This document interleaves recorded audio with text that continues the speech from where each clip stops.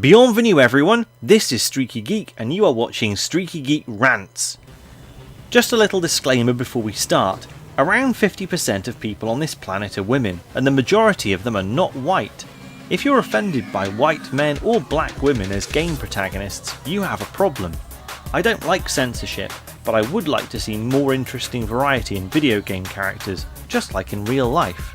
Recently I was playing the enjoyable Slime Rancher on the Xbox One when I realised that the protagonist was a black woman. I thought about how unusual that is for a video game and set about collecting together a Desert Island 7 episode of my favourite video games with a black woman as the playable character. The reason I changed this to a rant episode is that I found it hard to even find 7 games. To paraphrase Blazing Saddles, hey, where are the black women at? White women and black men are getting a much better representation these days, but you might be thinking there are loads of games that feature black women, so how could I find it hard to make a list of 7? Well, I've excluded some games for the following reasons. Created characters. Games where you create your own character usually allow you to choose a woman and her skin colour, such as Saints Row 2. But that isn't a design choice by the creators of the game, but merely an option the player can choose. This is hardly featuring black women because that version is never used in the promotional material, and you can often make characters with bright green or blue skin. I'm also excluding XCOM Enemy Unknown. There are often black women on the squad, but they're randomly generated and as generic as the rest of the squad with no backstory. Clementine from The Walking Dead. While a very well written and nuanced character, she is still a child and therefore not yet a black woman. Sheva Alomar from Resident Evil 5. There was a lot of controversy over the depiction of black people in this game, but one aspect that seemed good was the idea of featuring Sheva Alomar, a black woman, as Chris Redfield's equal and competent partner. However, she is only playable by player 2, meaning that solo play forces you to use Chris Redfield. To add insult to injury, her AI when you're playing as Chris is notoriously bad. Fighting games. Fighting games tend to have large rosters, so boasting 1 or 2 black women in a roster of dozens hardly qualifies them to be a main character. It is also almost unheard of for them to be in the first game of the series, feeling more like an afterthought.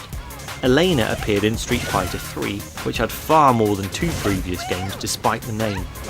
Lisa Hamilton debuted in the notorious fan service game Dead or Alive Extreme Beach Volleyball before appearing in any DOA fighting games.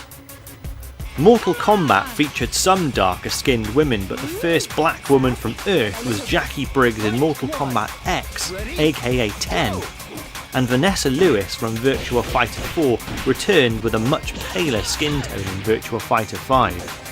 Injustice 2, a fighting game with a huge DC Comics roster, has 1 black woman available, Vixen, who is DLC and just a reskin of an existing character. Ouch. Until the very recently released ARMS for the Nintendo Switch featuring Twinell, Grace from Fighting Vipers was the only black woman to appear in a fighting game series first entry. So who does that leave? Well, not many. I didn't want to make a proper rant video and more a chance to highlight some great gaming protagonists. Since this isn't a Desert Island 7, I'm not going to focus necessarily on the quality of the games themselves, but more the effort that has gone into creating the character. Honourable mention goes to Nikki Rage from Raging Justice. The game is a classic style beat 'em up with digitised graphics but slightly iffy controls. There are 3 characters to choose from, with player 1's default character being Rick Justice, but Nikki's surname means she shares the game's title with Rick, and she does feature in the centre of the splash screen.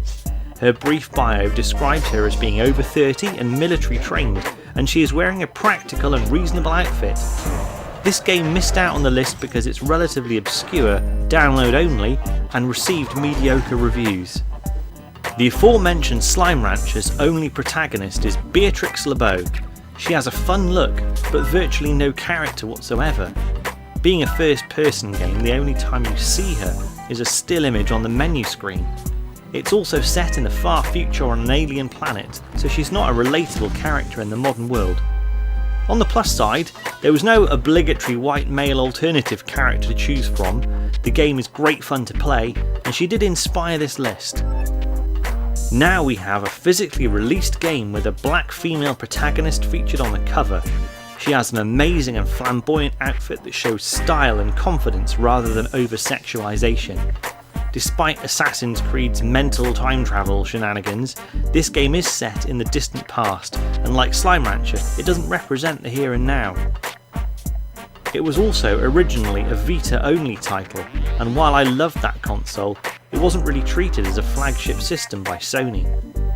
If it were the true third game in the series, as the name suggests, that might not be too bad, but there were 7 console games previous to this and a number of mobile exclusives too. There are lots of positives about this game. Firstly, it's set in the present, making it more relatable despite the zombies. It's a first-person game, but it's designed to be a team game, meaning each of the 4 characters can be seen by each other constantly. Each of them has different traits, making them a valued member of the team. But Paul Rochelle had to wait for the second game to make an appearance, and she doesn't even get a last name. At least she gets to wear normal clothes and kick ass with the others. This is also the most critically acclaimed game on the list so far. The other modern day zombie survival first person game with diverse playable characters, this game had nowhere near the same favourable reception as the Left 4 Dead games, but one thing it did do better was the characterisation. For starters, Perna Jackson gets a surname and didn't need to wait for a sequel to make her appearance. She is also given a voice by a credible and engaging voice actor, and has a fleshed out character and interesting backstory. She's an Australian with native Aboriginal heritage. She's athletic and resourceful with a feminine but realistic outfit. This game was groundbreaking in many ways. It features an African American woman as the main player character. She features on the front cover and all promotional material, and she has the darkest skin tone of any character on this list. It's set in a contemporary US city, and Darcy Stern is a brave and capable police officer. The game is also 20 years old, and features an early version of the 3D open world genre before the Grand Theft Auto series implemented it. Unfortunately, the game didn't sell well, and the dated controls have not stood the test of time. A modern update would be a great idea. In contrast to the previous entry, Nilin from Remember Me has the lightest skin tone of all the characters listed here. Some have even argued that she's white, despite the game's introduction stating one of her parents was of African descent. There is a rich story to this game, and Nilin is the only playable character, although she starts out in some bizarre medical clothing similar to Lilu in The Fifth Element. She soon gets some proper clothes and looks great in them. The setting is Paris of the future, and the city looks absolutely amazing, the game being designed by the same company who brought us Life is Strange. This is a unique and original story with a brand new character in a new series, and features an action hero who could keep pace with Nathan Drake, who happens to be a woman with black ancestry. Samantha Alexander managed to feature in all 3 entries of a trilogy of games. Hunter the Reckoning is based on a tabletop role-playing game by White Wolf, and features 4 heroes who battle the forces of darkness in the town of Ashcroft. The first game in the series was released for Xbox and GameCube, and in this game Samantha has long straight hair, a normal top, and trousers with one leg cut off exposing her tattoos. The sequel, Wayward, was a PS2 exclusive. This time around our hero is sporting a less odd outfit, with a 70s vibe including classic afro. She also made it to the game's cover this time round with the rest of the team, and going by some of the cutscenes, she even seems to be the team's de facto leader. So, our new friends must have left on their own. We should know more about these people. Let's spread out and see what we can find that's useful. The third game, The Redeemed, was an Xbox exclusive and featured a new playable character, a young white girl with her ample bosom falling out of her outfit, who took over the cover, presumably to attract more sales. Samantha's new leather outfit looks tame in comparison, and she tops my list for the best black woman in video games to date. She made it to all 3 games in the franchise, has shown qualities of leadership, teamwork, physical fitness, weapon skills, and as her defined class of Defender suggests, she has risked her life to protect others.